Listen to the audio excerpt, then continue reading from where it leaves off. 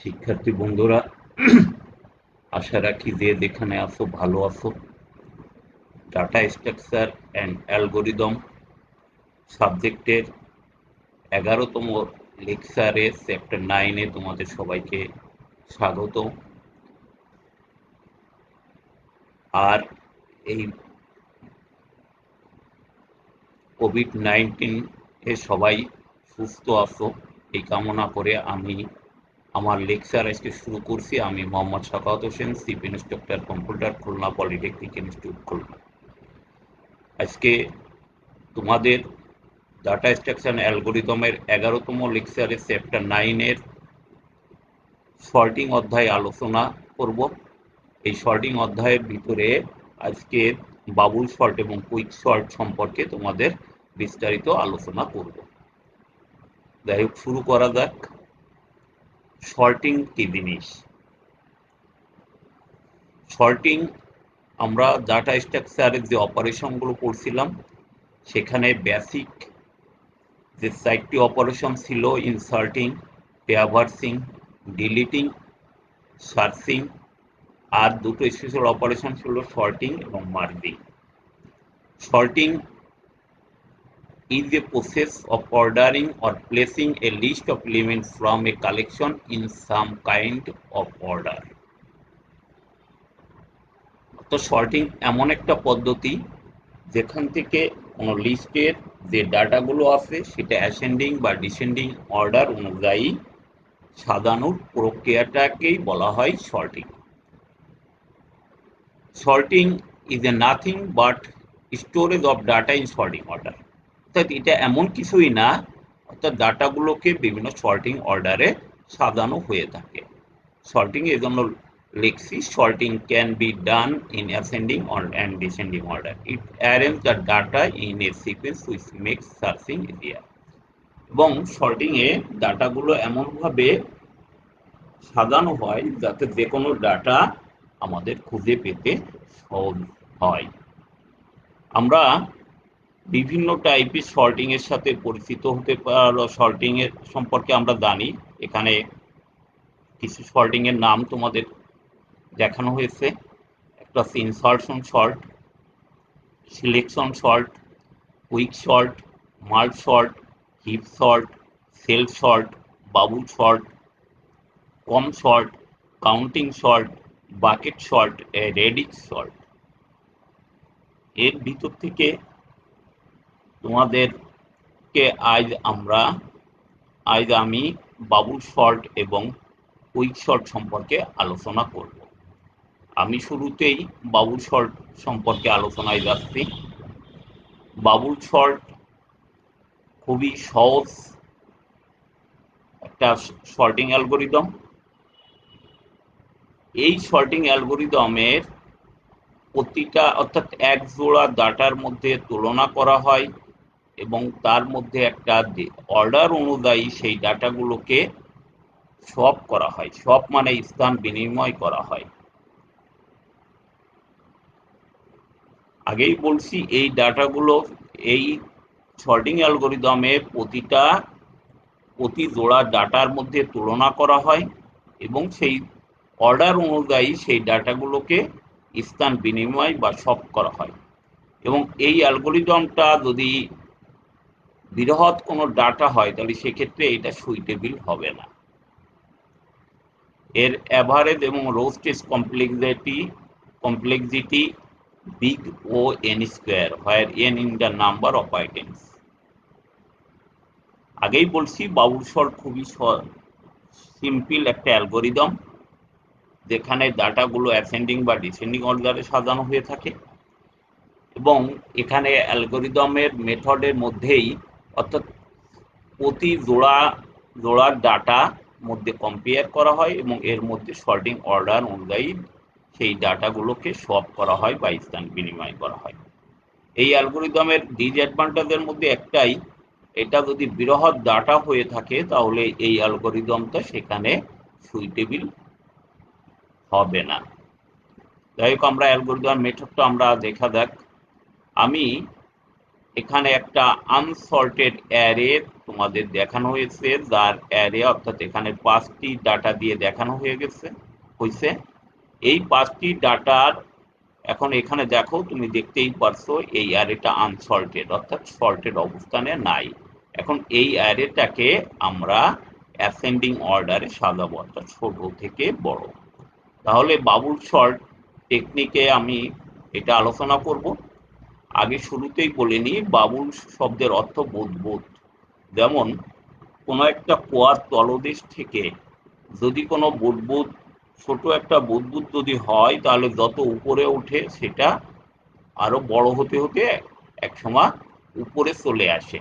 এই বাবুল সর্ট মেথডটাও অনেকটা এরকম বুদবুদের মতো, অর্থাৎ এটা যে ডাটাগুলো এক একটা ফেজ অনুযায়ী কাজ করে এবং ফেজ অনুযায়ী কাজ করে ডাটাগুলো আস্তে আস্তে সর্টিং অবস্থায় চলে যায়।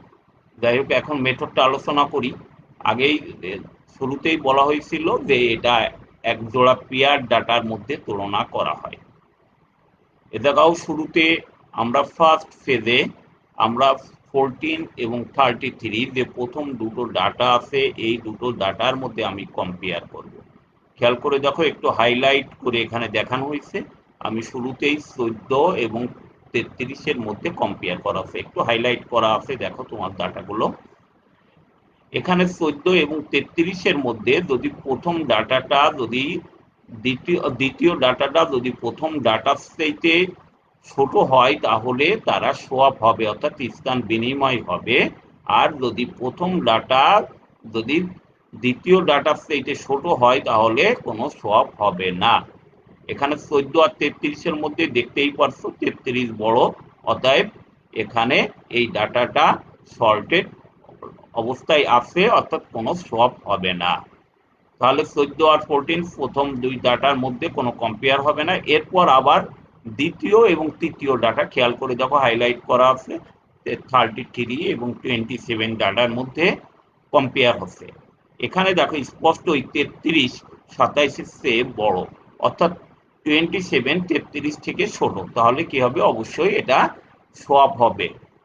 তাহলে সোয়াপ হইলে 27 33-এর জায়গায় আসবে এবং 33 27-এর জায়গায় আসবে। জাস্ট লাইক 14 33 এবং 27-এর মধ্যে তোমার ডাটাগুলো সোয়াপ হবে। দেখো এর পরের স্লাইডে, তাহলে 27 এবং 20 অর্থাৎ 14-এর পরে 27 আছে এবং 33। এখন তাহলে কম্পেয়ার হবে কোনটা? 33 এবং 35। খেয়াল করে দেখো, 33 এবং 35 এই দুটো অলরেডি হাইলাইট করা আছে। 33 এবং 35 অলরেডি কিন্তু সর্টেড। যেহেতু তারা সর্টেড, অতএব এখানে কোনো সোয়াপ হবে না। তাহলে এরপরে আমার ডাটা সর্টিং হবে, ডাটা কম্পেয়ার হবে কোনটা? 35 এবং 10। তাহলে 35 এবং 10 এই দুটো ডাটার মধ্যে তুমি স্পষ্ট যে 10 35 থেকে ছোট, তারপরে অবশ্যই এটা সোয়াপ হবে। তাহলে সোয়াপ হলে তোমার 35 এবং 10-এর মধ্যে ডাটা সোয়াপ হবে। সোয়াপ হলেই তোমার আর একটা কালার দিয়ে দেখানো হয়েছে যে এই দুটো ডাটা সোয়াপ হচ্ছে।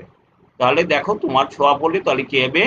10 এবং 35 অলরেডি স্থান বিনিময় করে এই ডাটার অ্যারের লোকেশনটা এই অবস্থানে আছে এবং এটাই তোমার ফার্স্ট ফেজ অর্থাৎ 1 নম্বর ফেজ। যে তুমি এখানে স্পষ্ট করে দেখতে পাবে তোমরা যে অলরেডি 35 সর্ববৃহত্তম ডাটা এবং অ্যারের লাস্ট লোকেশনে অলরেডি চলে গেছে। তাহলে প্রথম ফেজ এখানে শেষ। এখন দ্বিতীয় ফেজ আবার শুরু হবে আগের মতোই। প্রথম দুটো ডাটা কম্পেয়ার হবে, তারপরে দ্বিতীয় তৃতীয় এবং এরপরে তৃতীয় চতুর্থ এবং শেষের ডাটা কম্পেয়ার না করলেও চলবে, কারণ অলরেডি এই ডাটাটা তোমার সর্বোচ্চ বৃহত্তম ডাটাটি অলরেডি চলে অ্যারের লাস্ট লোকেশনে চলে গেছে। যেরকম ওয়ার মধ্যে ছোট একটা আর বুদবুদ যেমন উপরে উঠে আসলে বড় হয়ে যায়, ঠিক তেমনি এই অ্যারেটার নামকরণও সেইভাবে, যে এই সল্টিং মেথডের নামকরণটাও সেরকম বাবুল অর্থাৎ বৃহত্তম ডাটাটি অলরেডি সল্টেড। এবং এইভাবে যদি আমি অগ্রসর হতে থাকি, তাহলে দ্বিতীয় বৃহত্তম ডাটা যেমন ছিল 33 অলরেডি সল্টেড অবস্থানে চলে আসবে দ্বিতীয় বৃহত্তম। একইভাবে তৃতীয় বৃহত্তম ডাটাও চলে আসবে এবং লাস্টে চতুর্থ বৃহত্তম ডাটাও চলে আসবে এবং ফাইনালি অ্যারেটা এরকম সর্টেড অবস্থায় থাকবে। এবং অলরেডি তুমি দেখতে পারছো যে আমার 5টি ডাটা যদি হয়ে থাকে তাহলে আমার টোটাল ফেজ হবে 4টা, 1 2 3 4টে ফেজ হবে। অলরেডি সর্বোচ্চ 4টি ফেজে আমার ডাটাগুলো সর্টিং হয়ে যাবে, অর্থাৎ n সংখ্যক ডাটা যদি থাকে তাহলে n-1 সংখ্যক ডাটা সর্টিং ডাটার ফেজ হবে। এবং প্রতিটা ফেজে ডাটার কম্পেয়ারও এরকম আসছে, প্রথমবার n-1 সংখ্যক বার, দ্বিতীয়টা n-2 সংখ্যক বার, তৃতীয়টা n-3 সংখ্যক বার, চতুর্থটা n-4 সংখ্যক বার, এভাবে ডাটা কম্পেয়ার হতে থাকবে। এবং তুমি খেয়াল করে দেখো, আমি যদি আরো একটু ব্যাক ট্র্যাকিং যাই, যে ব্যাকটের প্রথমে 14 আর 27 কম্পেয়ার হবে, 14 আর 27 আজ কম্পেয়ার, 14 আর 33 কম্পেয়ার হবে। এখান থেকে যেহেতু সল্টেড অবস্থায় এসে কোনো কম্পেয়ার সব হবে না, এরপরে 33 এবং 27 কম্পেয়ার হচ্ছে, এবং এর মধ্যে 27 ছোট থাকার জন্য 27 আর 33 কম্পেয়ার হচ্ছে, সোয়াপ হবে। সোয়াপ হয়ে অলরেডি 20 সোয়াপ হচ্ছে। সোয়াপ হওয়ার পরে তোমার 27 জায়গায় আসবে, এবং এরপরে 33 আর 35 এর মধ্যে কম্পেয়ার হবে। কম্পেয়ারের মধ্যে যেহেতু অলরেডি ডাটা সর্টেড, এটা কোনো সোয়াপ হবে না। পরবর্তীকালে 35 এবং 10 এই ডাটার মধ্যে কম্পেয়ার হবে। কম্পেয়ার যেহেতু 10 ছোট, এই ডাটার মধ্যে সোয়াপ হবে, এই জন্য আলাদাভাবে তোমার হাইলাইট করা আছে, এবং সোয়াপ হয়ে 10 জায়গায় থাকবে এবং 35 এর লাস্ট লোকেশনে আসবে। এভাবে এক একটা ফেজ শেষ হবে। আবার পুনরায় প্রথম থেকে একইভাবে এটা পুনরাবৃত্তি করলে দ্বিতীয় বৃহত্তম ডাটা এরকম সর্টেড হয়ে যাবে, তারপর তৃতীয়, তারপর চৌথ, এভাবে ফাইনালি যে ডাটাটা আমরা পাবো সেটা অলরেডি সর্টেড অবস্থায় পেয়ে যাব। আমি যদি এটাকে যদি এভাবেও আমি দেখাইতে পারি, এটা ফার্স্ট ফেজ, এটা সেকেন্ড ফেজ, এটা থার্ড ফেজ। খেয়াল করে দেখো, এখানেও আমি একটা উদাহরণ দিয়ে দেখানো হয়েছে 5 এবং 1, যেহেতু 1 ছোট অতএব হচ্ছে এই দুটো সোয়াপ হচ্ছে, এই জন্য লেখা হচ্ছে সোয়াপিং। এরপরে দেখো দ্বিতীয় এবং তৃতীয় ডাটা, অলরেডি তৃতীয় ডাটাটি ছোট অতএব আবার এটা সোয়াপ হবে। এবং তুমি খেয়াল করে দেখো, তৃতীয়বারও আবার সোয়াপ হচ্ছে 5 এবং 2, 5 এবং 2 এবং জায়গায় আসবে 5, এখানে আসবে। এবার 5 এবং 8 এখানে, যেহেতু এটা শর্টেড অবস্থায় আছে এই জন্য কোনো সোয়াপ হবে না। তার মানে ডাটার ফাইনালি অবস্থান 1 4 2 5 8। এবার এই ডাটাটাই আবার নতুন করে সেকেন্ড ফেজে যাবে, সেখানে 1 এবং 4 এই ডাটা দুটো কম্পেয়ার হবে। কম্পেয়ার হওয়ার পরে দেখো তোমার এখানে ডাটা সর্টেড আছে, কোনো সোয়াপ হচ্ছে না, এই জন্য নো সোয়াপ লেখা। এরপরে 4 এবং 2, 4 এবং 2 দেখো এই ডাটা দুটো যেহেতু সর্টেড অবস্থায় নাই, এই জন্য সোয়াপিং হচ্ছে, এই জন্য 2 দ্বিতীয় অবস্থানে, 4 তৃতীয় অবস্থানে। এবার 4 এবং 5 খেয়াল করে দেখো, এই ডাটা যেহেতু সর্টেড আছে আর সোয়াপ হবে না। আবার 5 এবং 8 এটাও সোয়াপ হবে না যেহেতু ডাটা সর্টেড আছে। এবং ফাইনালি ফেজ 2 তো দাঁড়াচ্ছে 1 2 4 5 8। এখন আবার খেয়াল করে দেখো, আবার তৃতীয় ফেজে যাচ্ছে 1 আর 2, যেহেতু শর্টেজ আছে সোয়াপ হবে না। 2 4 এটাও সোয়াপ হবে না, 4 5 সোয়াপ হবে না, 5 8 সোয়াপ হবে না, এবং ফাইনালি ডাটাগুলো সর্টেড। তোমরা আগের আগের উদাহরণটাও দেখছো, এটাও দেখছো, একই জিনিস, আমি জাস্ট ভিন্ন দুইভাবে দেখানোর চেষ্টা করছি। এখন আসি আমাদের অ্যালগোরিদমটা। অ্যালগোরিদম তোমরা জানো বিভিন্নভাবে লেখা যায়, অ্যালগোরিদমে নির্দিষ্ট কোনো ভাষা নাই। এখানে জাস্ট আমি একটু সি ল্যাঙ্গুয়েজ স্টাইলে দেখানোর চেষ্টা করছি, যে আমি এখানে একটা প্রসিডিউর নিচ্ছি বাবুল শর্ট, যেখানে একটা লিস্টে আসলে লিস্টে কি থাকবে, অ্যারের সমস্ত আইটেমগুলো এখানে বিদ্যমান থাকবে লিস্ট। আমি একটা লুপ নিচ্ছি, লুপ নামক লুপে কি আছে, লিস্ট ডট কাউন্ট, অর্থাৎ কতগুলো ডাটা আছে সেইটা লুপ নামক ভেরিয়েবলে এখানে কাউন্ট করে রাখা হচ্ছে। লিস্ট ডট কাউন্ট দিলেই আমার অলরেডি লুপের ভিতরে ওই ওই অ্যারের কতগুলো ডাটা এলিমেন্ট আছে সেখান থেকে সে কটা কাউন্ট হবে। যদি আমার 5টা ডাটা থাকে তাহলে 5 কাউন্ট হবে, আর যে কটা ডাটা থাকবে n সংখ্যক থাকবে n সংখ্যক কাউন্ট হবে। তাহলে আমি ল্যাঙ্গুয়েজের শুরুতে আমি প্রথমে কয়টা ফেজ নির্ধারণ হবে সেইটা আমার 0 থেকে লুপ -1 পর্যন্ত আমি করছি, এবং সোয়াপের মান এখন দিয়ে রাখছি ফলস। বাবুল শর্টে তোমরা প্রত্যেকেই খেয়াল করে দেখছো যে প্রথম লুপটা হবে ফেজ সংখ্যা, অর্থাৎ কয়টা ফেজ হবে, এবং প্রতিটা ফেজ আবার শুরু হয় প্রথম থেকে, এই জন্য আমরা এই জন্য এখানে দুইটা লুপ লাগবে, একটা হচ্ছে ফেজের জন্য, আর একটা হচ্ছে ইন্টারনাল লুপ, অর্থাৎ প্রতিটা ফেজের যে কম্পেয়ারের ডাটার সংখ্যা। সেজন্য আমি প্রথম লুপটায় নির্দেশ করছি ফেজ সংখ্যা, অর্থাৎ 0 থেকে লুপ -1 পর্যন্ত অনডু, এবং সোয়াপের মান প্রথমে ফলস করে রাখলাম। এরপর দ্বিতীয় লুপটা জে নামক ভেরিয়েবল দিয়ে কন্ট্রোল করছি, এটা 0 থেকে লুপ -1 ডু। এখন খেয়াল করে দেখো, আমার এই যে প্রথম জের মান 0 এবং z+1, অর্থাৎ 0 এবং লিস্টের প্রথম এবং দ্বিতীয় আইটেমের মধ্যে কম্পেয়ার হবে। যদি প্রথম আইটেমটা বড় হয়ে থাকে তাহলে এই দুইটা জিনিস সোয়াপ হবে। যদি প্রথম আইটেমটা যদি বড় হয়ে থাকে, আর যদি প্রথম আইটেম বড় না হয়ে থাকে তাহলে সোয়াপ হবে না, অর্থাৎ সোয়াপ হবে লিস্ট জে এবং লিস্ট j+1, এবং সোয়াপের মান ট্রু করছি, কারণ যতক্ষণ পর্যন্ত এই লুপের মান সত্য থাকবে ততক্ষণ পর্যন্ত তোমার এই শর্তের অধীনে ইন্টারনাল লুপে তোমার অলরেডি কম্পেয়ার চলতে থাকবে, এবং ইন্টারনাল লুপ শেষ হওয়ার পরেই তোমার আবার দ্বিতীয় লুপ শুরু হবে, অর্থাৎ দ্বিতীয় ফেজ শুরু হলে আবার প্রথম থেকে ডাটা এই শর্তাধীনে কম্পেয়ার হতে থাকবে, এবং এইভাবে কম্পেয়ার হতে হতে একসময় লুপ থেকে বেরিয়ে যাবে। যদি কোনো ডাটা যদি না হয়, অর্থাৎ এখনো তোমার এখান থেকে, তাহলে আমি আবারও বলি, তাহলে প্রথমে আমার প্রথম দুটো ডাটা এই ইন্টারনাল লুপের মধ্যে কম্পেয়ার হবে, সোয়াপ হলো, সোয়াপের মান ট্রু, অর্থাৎ এর থেকে বেরোলাম এই লুপ থেকে প্রথম ইন্টারনাল লুপ থেকে বেরোবে। যদি সোয়াপ না হয় তাহলে ব্রেক হয়ে যাবে, যদি সোয়াপ না হয় তখন আর এখানে কাজ করবে না এবং ব্রেক হয়ে যাবে। এই ব্রেকের এই নট সোয়াপের এই ইফের ইন্ড এটা, এবং এর পরবর্তীকালে আবার প্রথম লুপ থেকে দ্বিতীয় ফেজ শুরু হবে, এবং দ্বিতীয় ফেজ নিয়ে একইভাবে ইন্টারনাল লুপে ডাটাগুলো প্রথম থেকে আবার কম্পেয়ার শুরু হবে। এভাবেই একসময় ডাটাগুলো সল্টিং হবে। তোমরা আগের যে অলরেডি দেখতেই পারছো, এই যে প্রথম ফেজ, অর্থাৎ প্রথম ফেজ হচ্ছে প্রথম লুপের জন্য, এবং এই জন্য প্রথম ফেজের যে ইন্টারনাল লুপে এই যে প্রথম দ্বিতীয় তৃতীয় দ্বিতীয় তৃতীয় তৃতীয় চতুর্থ পঞ্চম, এভাবে ডাটাগুলো যে কম্পেয়ার হবে, এই কম্পেয়ারটা নির্দেশ করবে তোমার দ্বিতীয় লুপ দিয়ে। একইভাবে এই দ্বিতীয় লুপ শেষ হলে আবার প্রথম লুপ দিয়ে দ্বিতীয় ফেজ শুরু হবে, এবং এইভাবেই ডাটাগুলো কম্পেয়ার হবে। তোমাদের বইতেও সুন্দরভাবে অ্যালগরিদম লেখা আছে, তোমরা যদি এখানে যদি সমস্যা হয়ে থাকে তাহলে তোমরা বই থেকে দেখতে পারো। আর আমি আবারও বলছি, অ্যালগরিদম বিভিন্নভাবে লেখা যায়।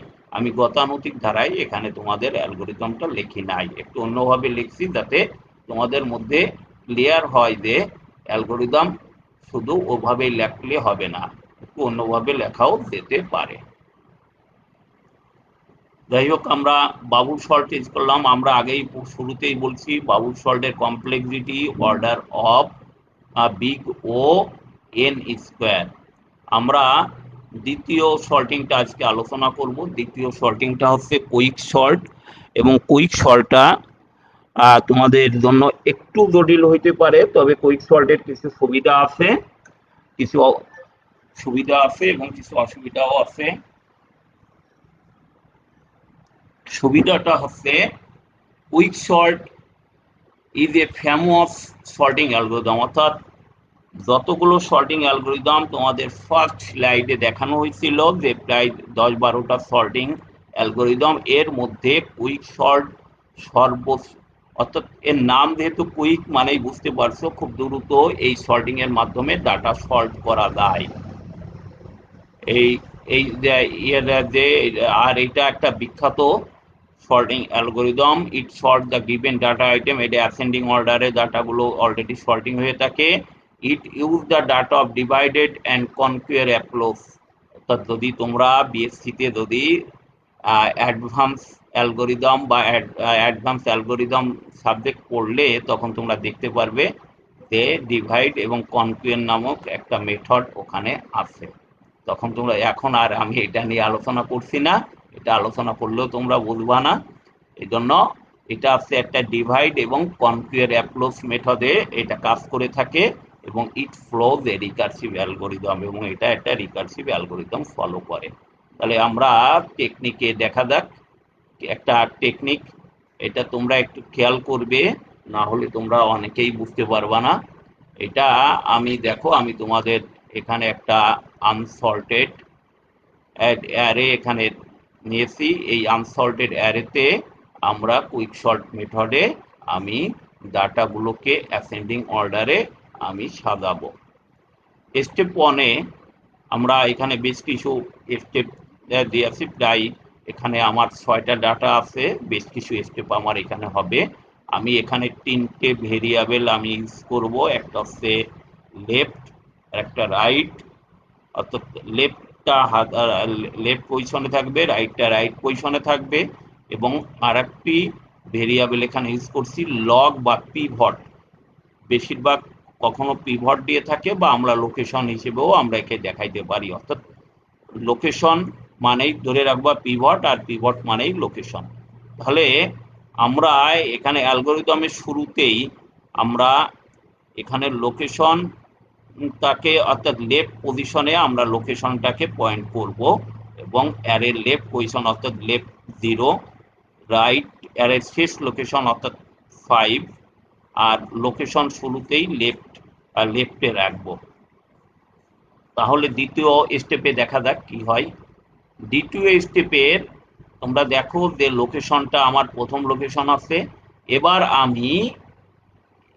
আমি হচ্ছে এই অ্যারেটাকে স্ক্যান করব, অর্থাৎ রাইট সাইড থেকে লেফট সাইডের দিকে। আবারও প্রত্যেকে খেয়াল করো, আমি যে রাইট ছিল 5 নম্বর পজিশনে, শেষ পজিশনে, আমি সেখান থেকে এই অ্যারেটাকে স্ক্যান করব লেফটের দিকে, রাইট সাইড থেকে লেফটের দিকে, অর্থাৎ লাস্ট থেকে লেফটের দিকে আসবে স্ক্যান করতে করতে, এবং রাইট সাইড রাইটের শুরু থেকে। তাহলে কি শর্ত দিনে, যতক্ষণ পর্যন্ত নাই এ লোকেশন এ রাইটের চেয়ে বড় হয়, এ লোকেশন ছোট হবে এ রাইট থেকে, অর্থাৎ আমার এ লোকেশন আছে 25, এই 25 থেকে ছোট ডাটা আমি খোঁজ করতে শুরু করব রাইট সাইড থেকে।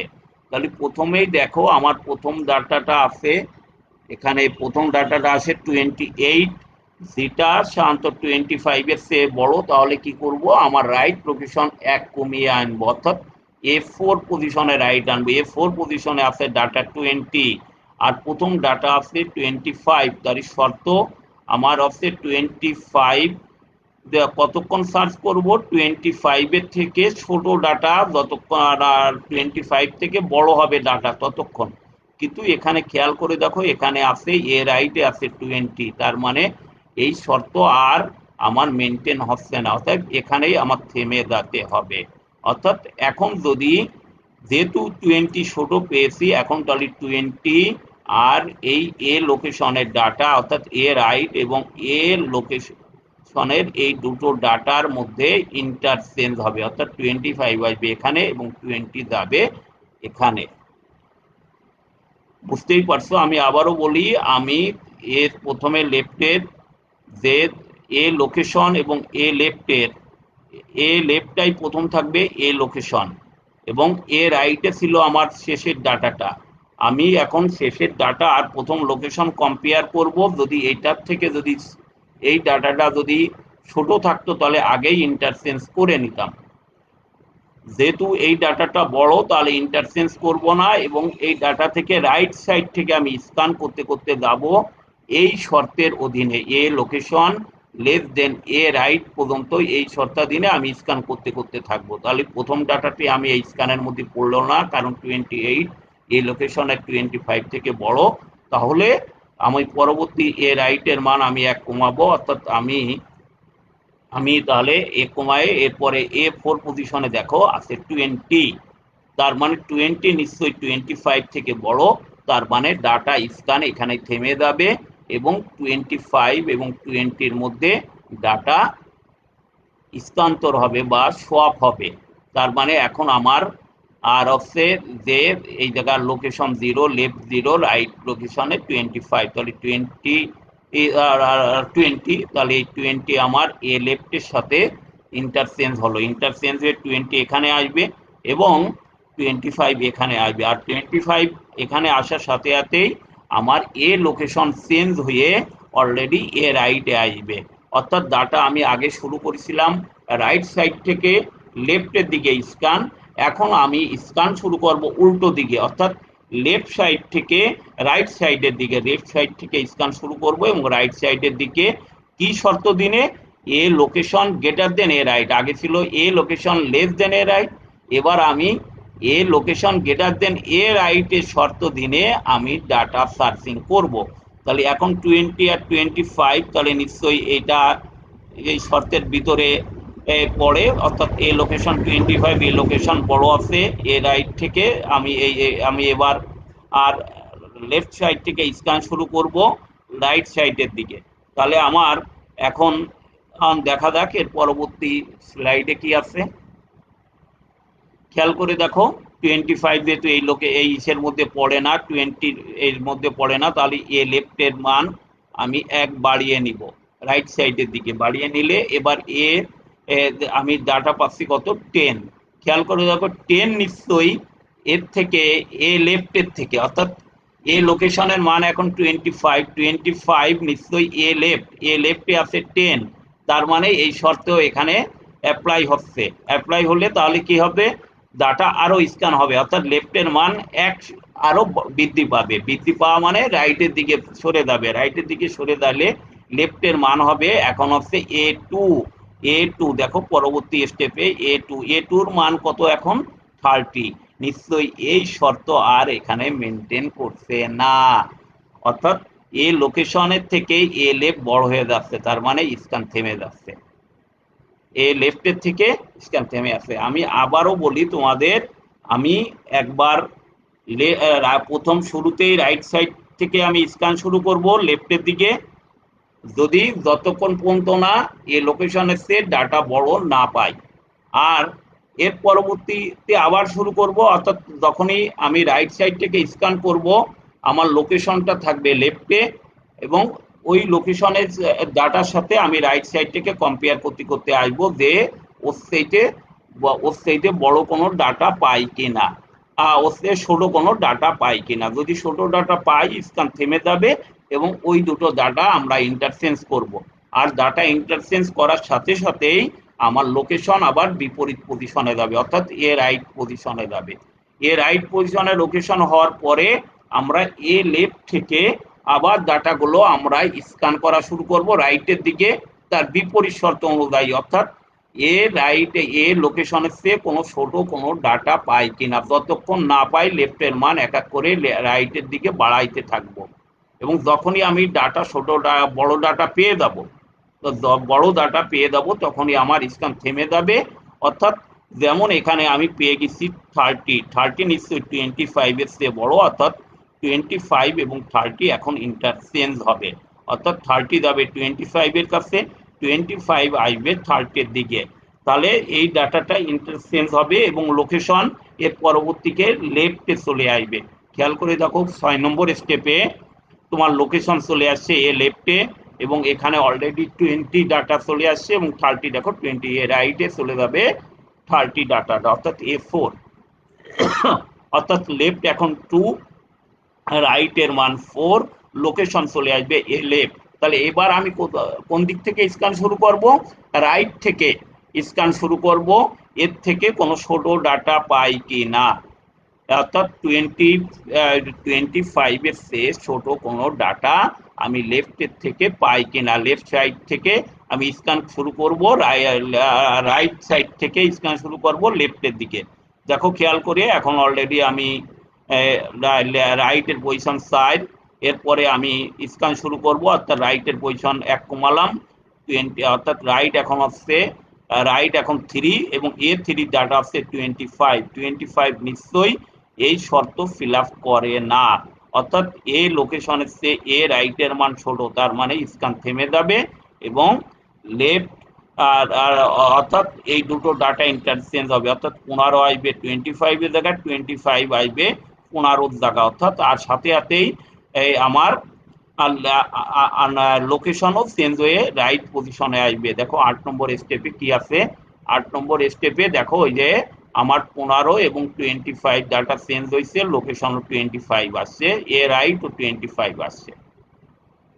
তাহলে এখন আমি স্ক্যান শুরু করব বিপরীত প্রান্ত থেকে 25 এর চেয়ে বড় ডাটা পাই কিনা, কিন্তু লেফট পজিশনে একটাই ডাটা আছে 20 অর্থাৎ 15, এবং এরপরে 15 যেহেতু ওই শর্ত আছে, এবার লেফট আমার এখানে চলে আসবে, লেফটের মান রাইটের দিকে এক বাড়াবে, অর্থাৎ 25এই চলে আসছে।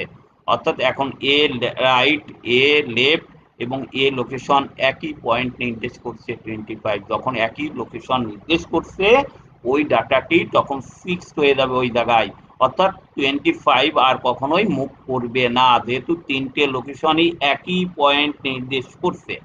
তিনটে লোকেশন যখন একই পয়েন্ট নির্দেশ করবে তখন আর ডাটা মুভ হবে না। এবং তোমরা খেয়াল করে দেখো 25ই সেই ডাটাটি, দেখো এই যে ডাটাটি এই পজিশনের, অর্থাৎ 25 এর লেফট সাইডে দেখো 25 এর চেয়ে ছোট ডাটাগুলো চলে গেছে এবং 25 এর চেয়ে বড় ডাটাগুলো রাইট পজিশনে চলে গেছে, অর্থাৎ অ্যারেটা দুই ভাগ হয়ে গেছে। 25 এর জায়গাটা স্থির রেখে 25 এর চেয়ে বড় ডাটাগুলো রাইট পজিশনে চলে গেছে এবং 25 থেকে ছোট ডাটাগুলো লেফট পজিশনে চলে গেছে। তার মানে আমার অ্যারেটা দেখো দুটো সাবলিস্টে তৈরি হয়ে গেছে, প্রথম সাবলিস্ট যেগুলো 25 এর চেয়ে ছোট, আর সেকেন্ড সাবলিস্ট রাইট সাব অ্যারে যেটাকে আমরা বলছি সেটা 25 এর চেয়ে বড়, এবং 25টা অলরেডি ফিক্সড হয়ে গেছে এই জায়গায়। এটাই হচ্ছে কুইক সল্টের মূল জিনিস। এখন আবার একইভাবে লেফট সাব অ্যারে এবং রাইট সাব অ্যারে একইভাবে আবার কম্পেয়ার করতে হবে, সেই পূর্বের স্টেপ 1 মেথড থেকে আবার শুরু করতে হবে এই দুটো সাব অ্যারেকে, এবং এভাবেই এক একটি স্থান ফিক্সড হয়ে যাবে। যদি আর কতক্ষণ পর্যন্ত এইটা এই স্ক্যান করতে হবে, যতক্ষণ পর্যন্ত না এ লেফট, এ রাইট এবং এ লোকেশন আর একই স্থান নির্দেশ না করে। যদি একই স্থান নির্দেশ করলে তখন ওই লোকেশনটি ডাটাটা ফিক্সড হয়ে যাবে এবং এবং লোকেশনের ওই অ্যারের যে ইন্ডেক্সের মানটাই তোমার রিটার্ন করবে। সেই জন্য লিখছি now left right point the same element, this indicate the terminate of procedure, এবং এই প্রসিডিউরটা অলরেডি ওখানে টার্মিনেট করবে। এবং খেয়াল করে দেখো 25 ইজ দ্য ফাইনাল পজিশন, অর্থাৎ 3 নম্বর পজিশনে যে 25 এটা অলরেডি ফাইনাল পজিশন নির্দেশ করবে, এবং 25 এর চেয়ে বড় এলিমেন্ট গুলো রাইট সাব অ্যারেতে চলে যাবে এবং 25 এর চেয়ে ছোট এলিমেন্ট গুলো লেফট সাব অ্যারে চলে যাবে, এবং এই দুটো সাব অ্যারে পুনরায় আবার স্টেপ 1 থেকে স্টেপ যেমন 9 আর স্টেপ 9 আগে পর হয়েছিল এরকম ভাবে আবার স্ক্যান শুরু করতে হবে। লেফট প্রথমে রাইট স্ক্যান, তারপর লেফট স্ক্যান, আবার রাইট স্ক্যান, লেফট স্ক্যান, এভাবে স্ক্যান করতে করতে এক সময় আবার লোকেশন লেফট এবং রাইট একই এলিমেন্ট নির্দেশ করবে, এক এলিমেন্ট নির্দেশ করলে সেই লোকেশনটা তখন রিটার্ন করবে এবং সেই লোকেশনটা ফিক্সড হয়ে যাবে, এবং অ্যারেগুলো আবার লেফট এবং রাইট অ্যারে এবং সাব অ্যারে নির্দেশ করবে। এবার নির্দেশ করতে করতে একসময় পুরো ফাইনালি ডাটাটা সর্টিং হয়ে যাবে। এটাই হচ্ছে কুইক সল্ট মেথডের হচ্ছে টেকনিক। আমরা যদি অ্যালগোরিদমটা দেখি, অ্যালগোরিদম আমি এভাবেও লিখতে পারি, অর্থাৎ step 1 A choose the highest index value of pivot. তুমি পিভট মানেই বুঝছো যে লোকেশন যেটাকে আমরা পিভট ভেরিয়েবল হিসেবেই তোমাদেরকে বলা হয়েছে অলরেডি কুইক সল্টের শুরু অ্যালগোরিদমে বলছি পিভটটাই লোকেশন। কেউ যদি পিভট না লিখে লোকেশন লেখে তাহলেও সমস্যা নাই। তারপরে take two variables point left এবং right of the list excluding pivot, অর্থাৎ পিভট সহ আমার লেফট এবং রাইটের দুটো পয়েন্ট করতে হবে। তারপর left point to the lower index এবং right pointer are the high index শুরু করবে, এবং লেফট অর্থাৎ পিভটের অর্থাৎ রাইটকে মুভ করতে হবে লেফটের দিকে যতক্ষণ পর্যন্ত না লেফটের ডাটা সে ছোট ভ্যালু না পায়। যদি ছোট ভ্যালু পেয়ে দেয় তাহলে ছোট ভ্যালু না পাওয়া পর্যন্ত এটা স্ক্যান করতে হবে।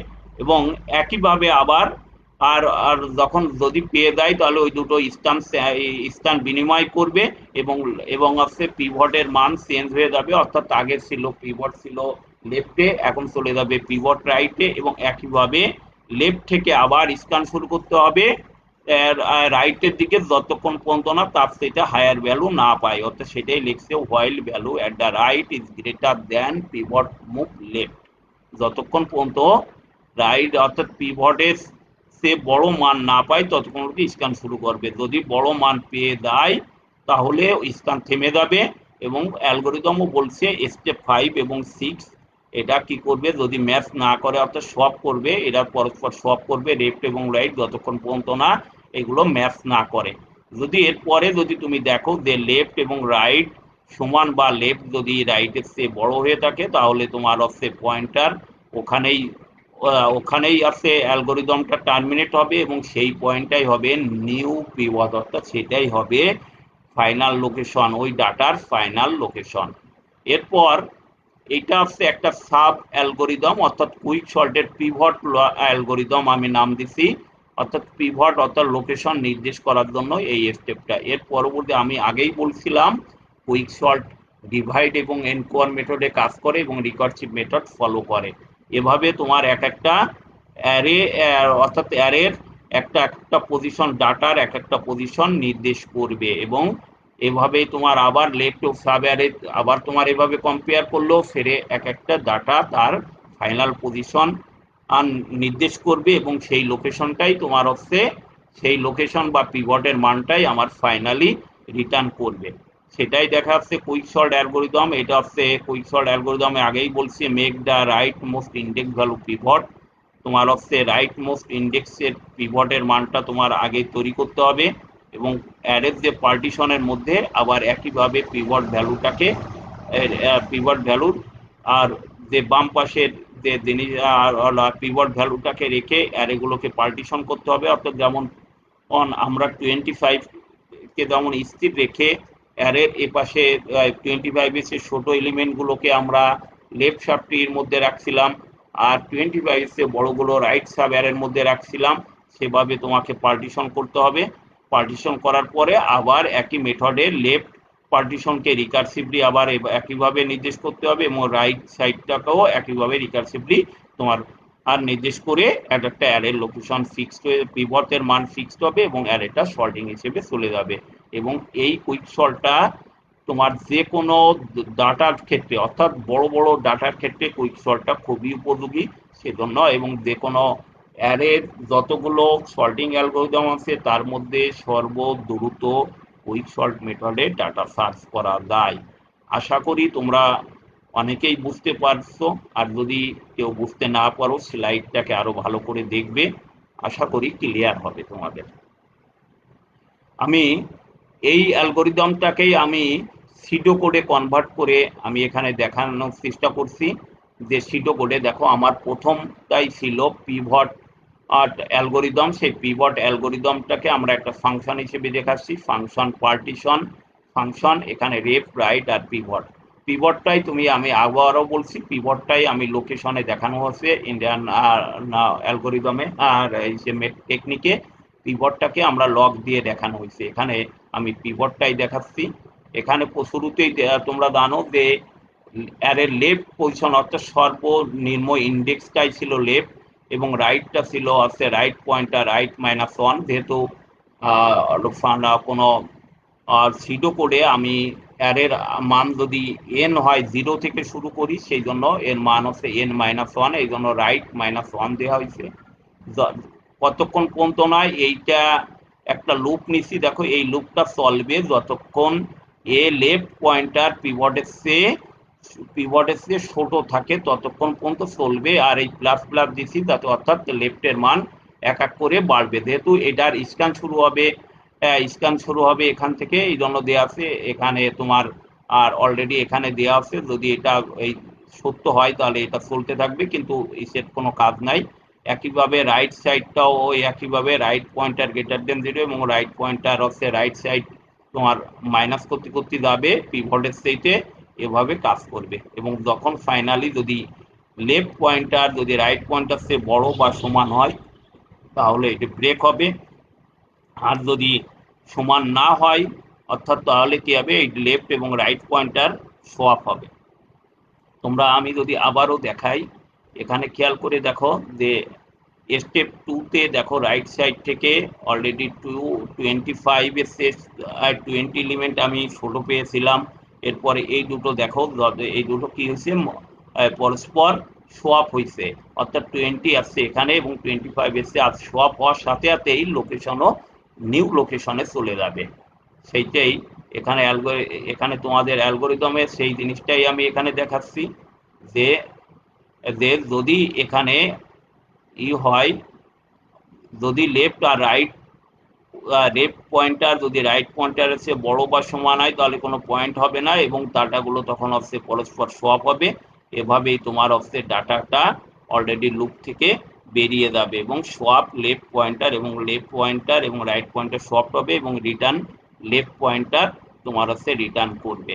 আর এরপরে দেখো মূল ফাংশনে অর্থাৎ সর্টিং যে প্রসিডিউরে সেখানে এটা লিখছে লেফট মাইনাস রাইট যদি দুটো বিয়োগ করলে যদি 0 চেয়ে ছোট হয়, তার মানে অ্যারেতে যদি কোনো ডাটা এলিমেন্ট না থাকে 0 চেয়ে বড় বা ছোট বা সমান হইলে তাহলে রিটার্ন করবে। তার মানে অ্যারেতে কোনো ডাটা না থাকলে আমার সর্টিং করার প্রয়োজনই নাই, সেই জন্য এইটা রাখছি left minus right less than equal to 0 return else পিভটটা হচ্ছে প্রথমেই তুমি জানো যে এই লোকেশনটা ছিল হচ্ছে যে পিভটে এ রাইট, এবং এরপরে পার্টিশন অ্যালগোরিদমকে কল করা হয়েছে, সেখান থেকে পিভটের ফাইনাল মান নির্দেশ করবে।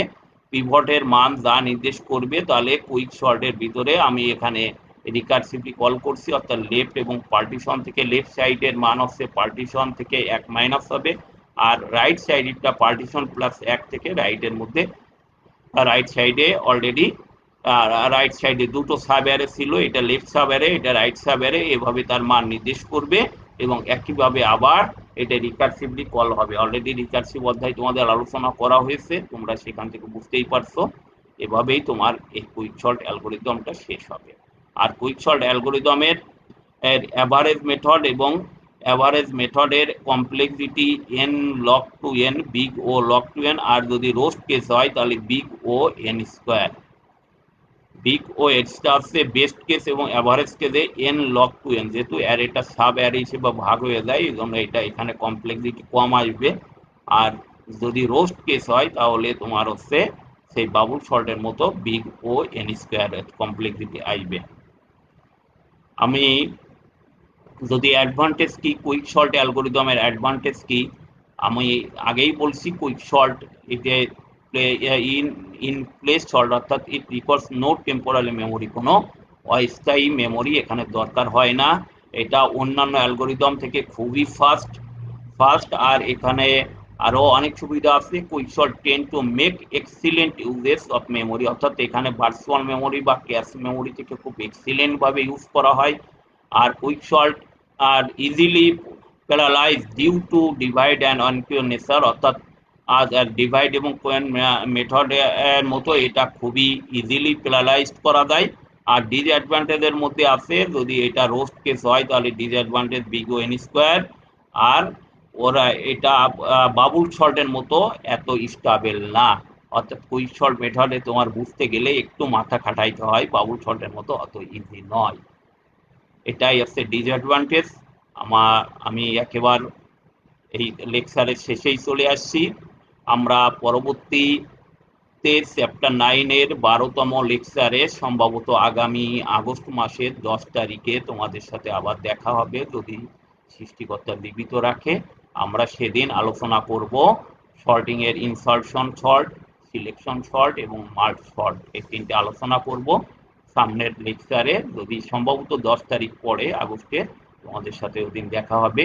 পরিশেষে সবাই ভালো থেকো, সুস্থ থেকো এবং স্বাস্থ্যবিধি মেনে চলবে এই